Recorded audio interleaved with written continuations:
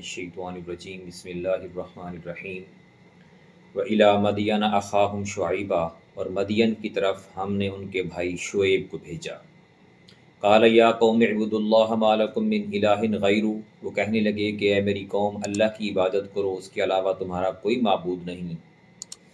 قَدْ جَاءَتْكُم بَيِّنَةٌ مِّن رَّبِّكُمْ فَأَوْفُوا الْكَيْلَ وَالْمِيزَانَ وَلَا تَبْخَسُوا النَّاسَ أَشْيَاءَهُمْ، یقیناً تمہارے پاس تمہارے رب کی طرف سے واضح دلیل آ چکی۔ قد جاءتکم بینۃ من ربکم، یعنی جو تعلیمات حضرت شعیب علیہ السلام لے کر آئے تھے وہ، اور ان سے پہلے جو قوموں کے انہوں نے انکار کیا، نافرمانیاں کی، پھر ان پر اللہ کا عذاب نازل ہوا، جیسے ہم نے تذکرہ کیا پہلے پڑھا،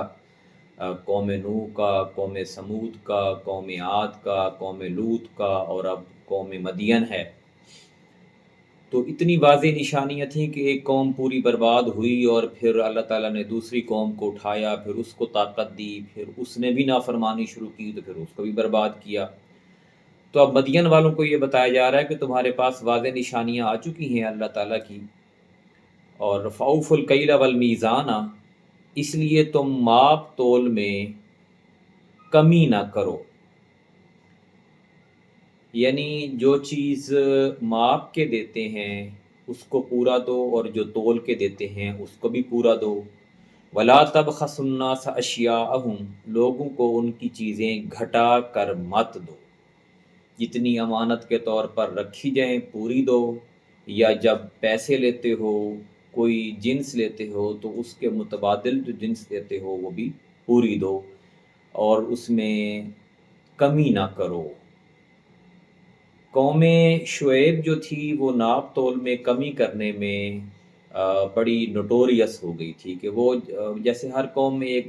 ایک برائی ایسی ہوتی ہے جو سب برائیوں پہ بھاری ہوتی ہے، تو اس قوم میں ناپ تول کی کمی سب سے بڑی برائی تھی، کہ وہ مال لیتے تو پورا تھے لیکن جس کو دیتے تھے اس سے تھوڑا سا کم کر کے دیتے تھے۔ وَلَا تُفْسِدُوا فِي الْأَرْضِ بَعْدَ إِصْلَاحِهَا، اور زمین میں اس کی اصلاح کے بعد فساد مت پھیلاؤ، یعنی اللہ تعالیٰ نے ہر دور میں نافرمانوں کا خاتمہ کیا، برائی پیدا کرنے والوں کا، فساد پیدا کرنے والوں کا خاتمہ کیا، اور نیک لوگوں کو زمین میں بسایا، پھر ان کی نسل چلی، پھر ان کی نسل سے پھر نافرمان کھڑے ہو گئے، پھر انہوں نے پھر دنیا کے اندر فساد پیدا کیا۔ تو اسی کی طرف اللہ تعالیٰ نے بات کی کہ زمین میں جب ایک دفعہ اصلاح ہو چکی ہے تو اس کے اندر فساد مت پھیلاؤ۔ ذالکم خیر لکم، یہ تمہارے لیے بہتر ہے، ان کنتم مؤمنین، اگر تم مومن ہو، اگر تم ایمان رکھتے ہو، ایمان کا دعویٰ کرتے ہو، تو اس طرح کی نافرمانیاں وہ تمہارے لیے ٹھیک نہیں ہیں، یہ تمہارے لیے عذاب کا باعث بنے گی، اور تمہاری بربادی ویسے ہی ہوگی جیسے تم سے پہلے قوموں کی ہو چکی ہے۔